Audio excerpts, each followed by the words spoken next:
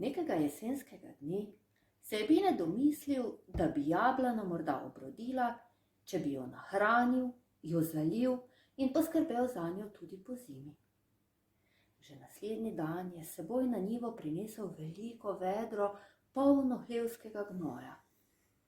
Natrosil ga je k vznožju jablane, z vedrom pa je prinesel še vodo iz bližnjega potoka in jablano zalil. Izza sosednjega grma ga je opazoval Uhec in se čudil. Prav ničesar več ni razumel. Zakaj se tale trudi okoli jablane? Saj nikoli ne obrodi, si je mislil Uhec in glodal sladek korenček z Binetove njive. Dokler se ni začelo jesensko deževje, je hodil Bine k jablani, jo zalival ter jo bodril. Jablana moja, zdaj pa bo. Samo malo se boš potrudila, pa ti bo uspelo.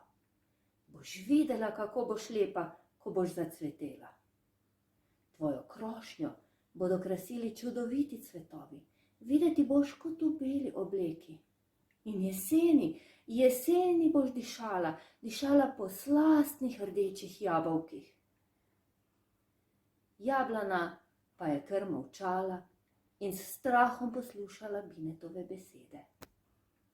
Vedela je, da jo bo Uhec tudi to zimo vsak dan obiskal in s svojimi ostrimi zobmi grizljal njeno ljubje.